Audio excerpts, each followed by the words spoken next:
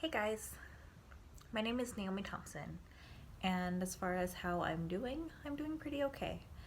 The pandemic has had a pretty interesting effect on my life. I am fortunate enough to be able to work from home. I actually work at UNLV, um, and I've been very fortunate to have a job where I can work from a safe place, and my bosses have been very gracious in making sure that I don't feel pressured to come into the office before I feel safe. So I'm very fortunate in that way. Um, I've gotten to spend more time with roommates, which is great because it's like having live-in friends. And before we all had different work schedules, so we never really got to know each other. But now we are all always home, so now we've had that opportunity. Another kind of cool thing is my boyfriend lives in Spain, and when all the lockdowns happened, we were actually visiting London together. So we were in London, we were supposed to go to Spain and then Amsterdam, and the day before we were supposed to go to Spain, Spain went on lockdown. So um, instead of going to Spain, we just spent that whole week in London, and then he came back to the States with me.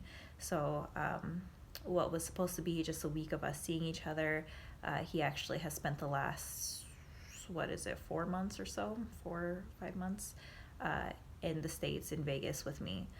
He actually just went back to Spain a few days ago, but that was also an unexpected benefit, is being able to spend more time in person with my long distance partner.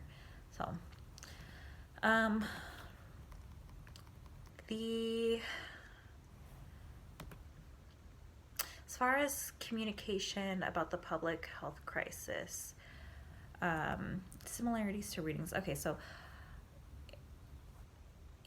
in the article from or by Reynolds and Quinn, they state that it's important for health officials to make public what they know and what they don't know about the health crisis. And I think that was done correctly in the beginning. Um, I remember initially, back in March, officials were very, especially the CDC, were very honest about what they knew and what they didn't know. And they were honest about, there's still a lot of research being done about how this is spread, what the symptoms are, what kind of people are who are the most at risk. I kind of feel like that has changed over the past couple months. I feel like we've really lost track of the reality of the virus versus what we want to believe because it's convenient. There's currently a lot of speculation happening, even though we are more informed about the virus, which is specifically advised against in that article by Reynolds and Quinn. Um, so that was pretty interesting to read that article and then compare that versus what we're going through right now. So, um,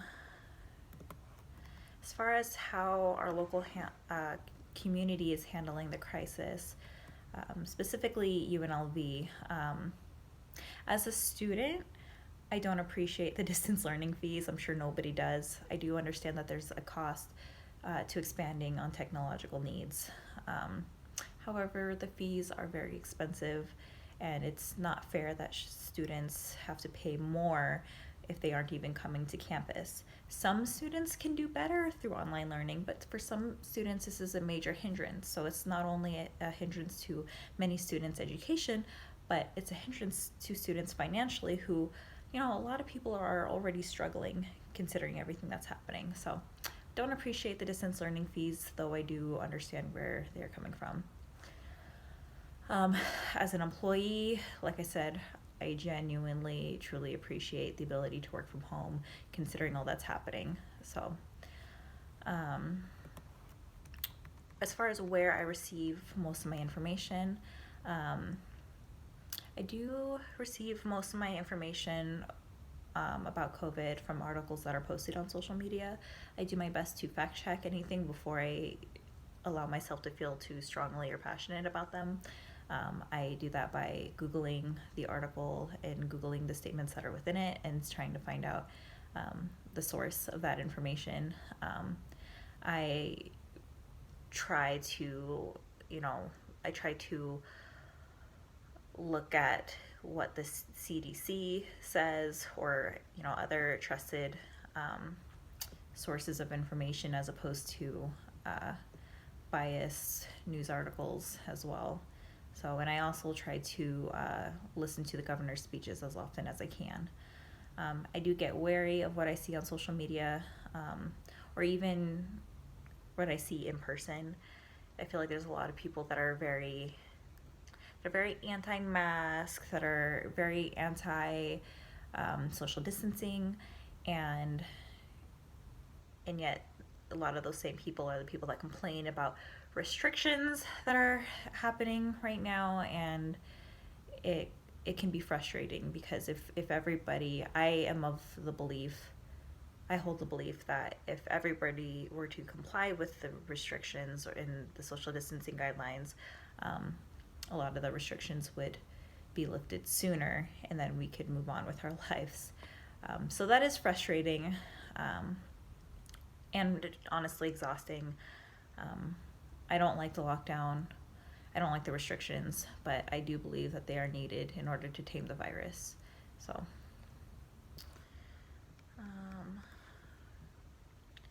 and as for digital activism, I don't know if I have followed any specific trends as far as, you know, relating to COVID-19. I've definitely been vocal about my beliefs. I've definitely been vocal about trying to encourage people to social distance and wear their masks. And there were some ways in which I was involved in some digital activism. I work for, or I volunteer with, a local charity called Critical Care Comics.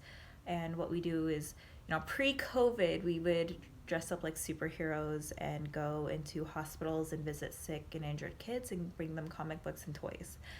So we haven't been able to do that, obviously, since all the restrictions have happened.